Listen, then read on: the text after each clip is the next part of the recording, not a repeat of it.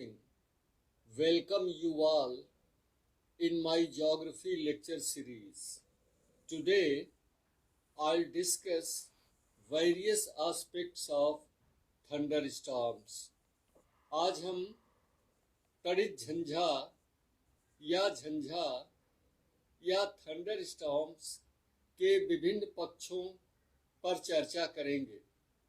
तड़ित झंझा, तड़ित माने होता है बिजली, विद्युत, इसलिए इसको तड़ित झंझा भी कहते हैं, केवल झंझा भी कहते हैं या इसको हीट स्टॉर्म भी कहते हैं। और थंडर स्टॉर्म्स और साइक्लोन में अंतर क्या होता है? What is the difference between cyclone and thunder storms?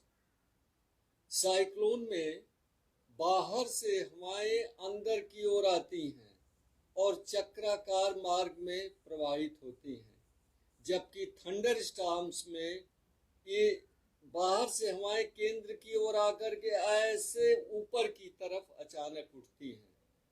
The fundamental difference between A cyclonic storm and thunder storm is that in cyclonic storms the winds blow from peripheral area to the center and then spread in a circular manner like this. But in thunderstorms, the winds blow from outer areas toward the center and they rush up and go upward very swiftly. Thunderstorms की प्रमुख विशेषताओं के अंतर्गत हम सम्मिलित करते हैं तीव्र गति से वायु का ऊपर उठना, हवा में पर्याप्त नमी का होना, थंडर स्टॉर्म के साथ विद्युत का चमकना, बादल की गरज और तीव्र गति से वर्षा का होना, ये प्रमुख विशेषताएं हैं थंडर स्टॉर्म की। Thunder storm is characterized by sudden swift updraft of moist air, unstable air, sufficient supply of moisture, cloud thunder, lightning, squall, and heavy precipitation. Now the second part comes of the structure of thunderstorms. The thunderstorms consist of several convective cells. Thunderstorm की संरचना तक जहां तक सवाल है, इसकी संरचना विभिन्न संवहनीय कोशिकाओं द्वारा होता है। And each convective cell in a thunderstorm passes its own life cycle. प्रत्येक थंडरस्टॉर्म में जितनी संवहनीय कोशिकाएं होती हैं, उनमें से प्रत्येक का एक जीवन चक्र होता है। And this life cycle passes through cumulus stage और youth stage, mature stage and senile stage और डिसिपेटिंग स्टेज। एक थंडरस्टॉर्म में प्रत्येक संवहनीय कोशिका की 3 अवस्थाएं होती हैं। नंबर 1 क्यूमुलस स्टेज या तरुण अवस्था, नंबर 2 मेच्योर या प्रौढ़ अवस्था जिसमें वर्षा पर्याप्त होती है, नंबर 3 डिसिपेटिंग स्टेज या विलीन अवस्था या थंडरस्टॉर्म के समाप्त होने की अवस्था। It may be mentioned, it may be pointed out that it is not necessary that all the convective cells in a thunderstorm pass through these 3 stages simultaneously. ये जान लेना आवश्यक है कि किसी भी थंडरस्टॉर्म में जितनी संवहनीय कोशिकाएं होती हैं, सबका जीवन चक्र की अवस्थाएं एक साथ ही प्रारंभ नहीं होती हैं। कोई तरुणावस्था में हो सकती है तो दूसरी कोशिका जो है वो अंतिम अवस्था में हो सकती है। तो इस तरह से वो अलग अलग अवस्थाओं से होकर के गुजरती हैं कोशिकाएं। अब तीसरा पॉइंट आता है कि थंडर स्टॉर्म के निर्माण के लिए आवश्यक दशाएं क्या हैं?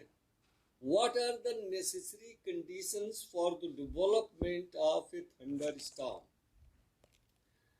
इसके आवश्यक दशाओं में वायु का अस्थिर होना, अस्थिर वायुमंडल की अस्थिरता, वायु में आर्द्रता की पर्याप्त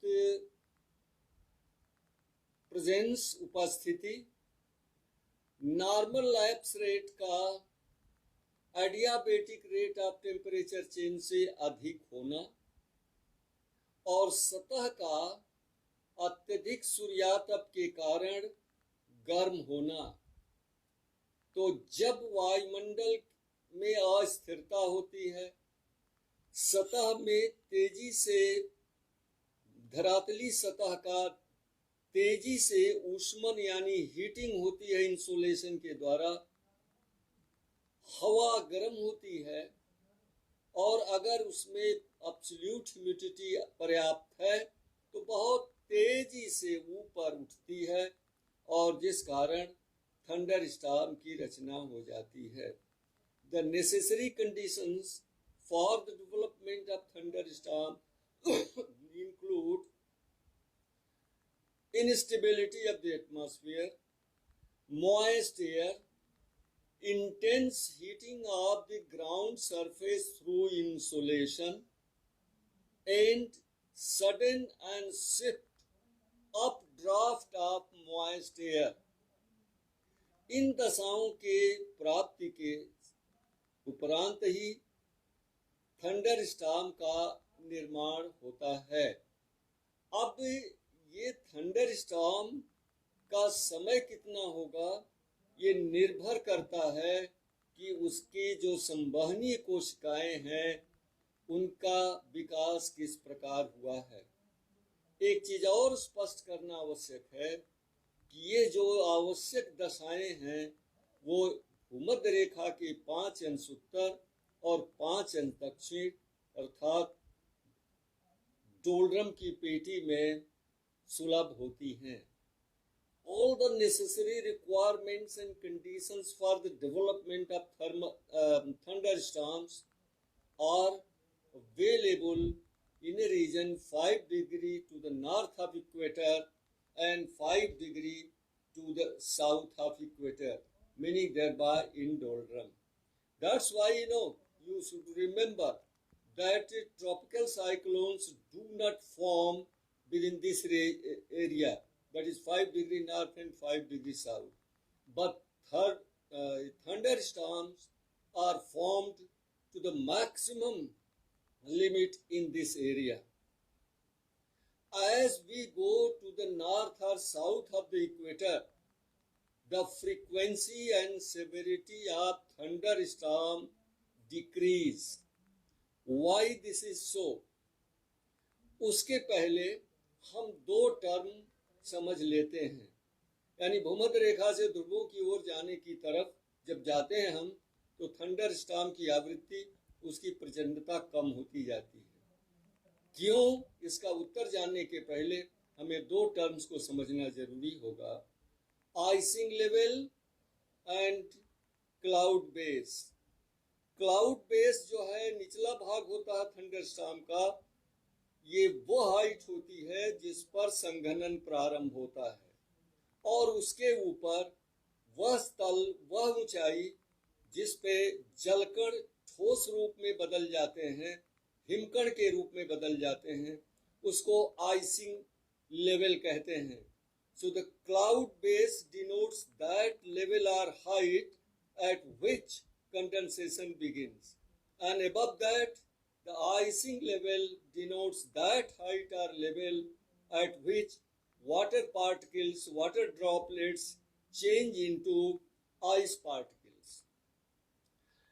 ये आइसिंग लेवल यानी हिमतल और मेघतल, मेघ माने बादल, क्लाउड, तो आइसिंग लेवल और मेघतल के बीच में जितना ही अंतर अधिक होगा यानी थिकनेस अधिक होगी वह थंडर स्टॉर्म उतना ही प्रबल होगा और बहुत देर तक टिकेगा। Greater the thickness between the icing level and cloud base, greater the duration of thunderstorm and greater the intensity of thunderstorms। यही कारण है कि उच्च अक्षांशों में 60 अंश अक्षांश के उत्तर या 60 अंश दक्षिणी अक्षांश के दक्षिण जाने पर थंडरस्टॉर्म नहीं बनते हैं, क्योंकि आइसिंग लेवल जो होता है, जो ट्रॉपिकल एरियाज में इतना होता है, उतनी ऊंचाई पर होता है, वो बहुत कम ऊंचाई पर होता है, बहुत जल्दी ही हिमकण बनने लग जाता है, इसलिए वहाँ थंडर स्टॉर्म नहीं बनता है। ये सवाल आपके प्रतियोगी परीक्षाओं में अक्सर पूछा जाएगा या पूछा जाता है कि थंडर स्टॉर्म क्यों भूमध्य रेखीय क्षेत्रों में ज़्यादा होते हैं और उच्च अक्षांशों में नहीं बनते हैं। अब हम यहाँ पर थोड़े से जो संवहनीय कोशिकाएं हैं, उनकी 3 जो अवस्थाएं हैं, उनका हम जिक्र करते हैं।